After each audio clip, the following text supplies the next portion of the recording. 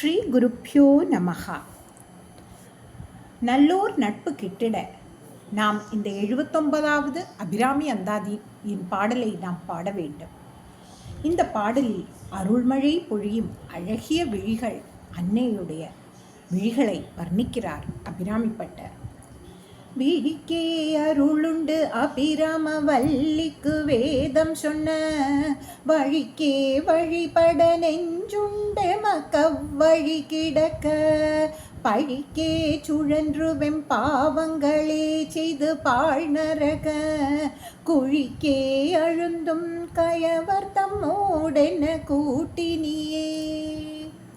இதன் பொருள், பட்டர் அபிராமியின் புற அழகை தன் அகக்கண்ணில் வைத்துக்கொண்டு தியான நிலையில் இருக்கும் பொழுது சரபோஜி மன்னர் கேட்ட திதியை அமாவாசையை பௌர்ணமி என்று கூறியதால் இந்த பட்டரின் வாக்கை சத்தியமாக்க நீலவானில் நிலவு ஒளியை அபிராமி காட்டித்தந்து அருளினாள். இந்த பாடல் அந்தாதியின் 79வது பாடல். எண் வரிசையில் சிறந்த எண் 7, முடிவான எண் 9. 9க்கு மேல் ஒன்றுமில்லை. 10 உள்ளது என்று சொல்வர், ஆனால் 10 ஆரம்ப எண் 1. இதற்கு சேர்த்து சைபர் சேர்ந்தது. ஆகவே தான் நவமியான 9வது திதியில் ஸ்ரீராமன் பிறந்து இந்த 9ஐ உயர்வாக்கினார். இது மாதிரி அம்பாளுக்கு நவசக்திகள் உண்டு. இந்த பாடலின் எண் 79. இதை கூட்டினால் 16, 16ஐ கூட்டினால் 7. 6 ஆதாரங்கள்: மூலாதாரம், சுவாதிஷ்டானம், மணிபூரகம், அநாக்தம், விஷுத்தி, ஆக்ஞை. இந்த 6 ஆதாரங்களுக்கு மேலே வரும் 7வது ஆதாரமான சகஸ்ர கமலத்தில் இருந்து சிவபெருமானுடன் கூடி அமிர்த தாரை பொழிகிறாள் அன்னை. ஆகவேதான் பட்டர் 79வது பாடல் பாடி முடிந்தவுடன் அமிர்த தாரை பொழியும் சந்திரனை விண்ணில் உதிக்கச் செய்து தன்னை பூஜிக்கும் பக்தரான பட்டர் வாக்கு என்றும் பொய்யாகாது என்று அபிராமி நிரூபித்தாள். பட்டருக்காக திதியை மாற்றியவள் பட்டரின் விதியையும் நிச்சயம் மாற்றுவாள். இந்த பாடல் பக்தர்களின் பிரார்த்தனைக்கு பலனளிக்கும் பாடல் என்று கூறுவார்கள். பட்டரின் மனக்கலக்கத்தை நீக்கிய பாடல், பட்டரின் வாழ்க்கையை ஒளிவீசச் செய்த பாடல். விழிக்கே அருளுண்டு என்று பட்டர் கூறுகிறார். இதன் பொருள், அபிராமியின் விழி மூலம் எளிதே அருள் பெறலாம் என்கிறார். அன்னையின் நாமங்கள் எல்லாம் கண்ணை வைத்தே அமைந்துள்ளது. மீனாட்சி, காமாட்சி, விசாலாட்சி, நீலயதாட்சி என்ற கண்ணை வைத்துள்ள நாமங்கள். அம்பாள் முன் எதுவும் வாய்விட்டு கூறாமல் நின்றாலே தன் அடியவர் உள்ள குறிப்பறிந்து பிறர் அறியாமல் அவர்களின் எண்ணத்தை கண்ணால் கடாட்சித்து அருள்மழை பொழிவாள். இதைத்தான் பட்டர் விழிக்கே அருளுண்டு அபிராம வல்லிக்கே என்று பாடுகிறார். வேதம் சொன்ன வழிக்கே வழிபட நெஞ்சுண்டு எமக்கு என்று பட்டர் கூறுகிறார்.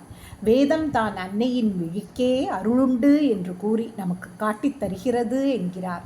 வேதத்தின் ஆரம்பம் மாத்ருதேவோ பவ என்று தொடங்குகிறது. அந்த வேதம்தான் அம்பாள். அம்பாள் பரபிரம்மம். இந்த பரபிரம்மத்தில் இருந்துதான் எல்லாம் தோன்றியது. இறுதியில் பிரம்மத்தினிடமே எல்லாம் ஒடுங்குகிறது.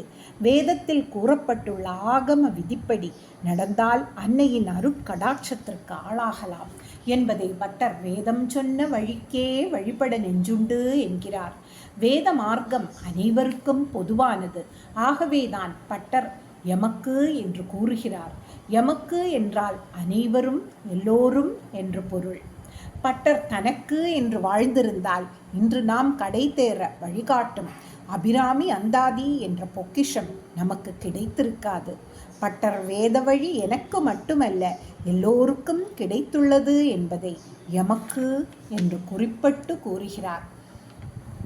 அவ்வழி கிடக்க பழிக்கே சுழன்று வெம்பாவங்களே செய்து பாழ் நரக குழிக்கே கொழுந்தும் கயவர் தம்மோடு என்னை கூட்டினியேன்னு பட்டர் சொல்கிறார்.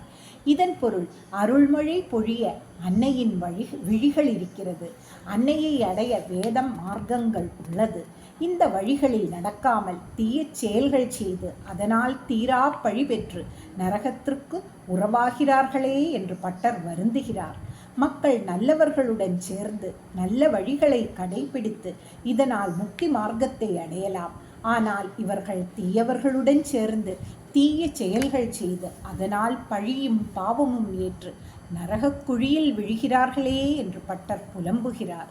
பாவம் வேறு, பழி வேறு. பாவம் என்பது செயல், பழி என்பது பாவத்தின் பலன். செயல் முடிந்துவிடும், ஆனால் பாவம் தொடர்ந்து இருக்கும்.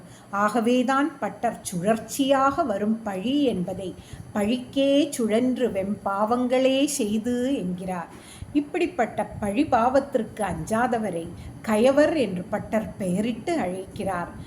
சதாவும் சத்சங்கத் தொடர்பு கொண்டு தீயவர் தொடர்பு சற்றும் கூடாது என்பதை பட்டர் கயவர் தம்மோடு என்னை கூட்டு இனியே என்று கூறுகிறார்.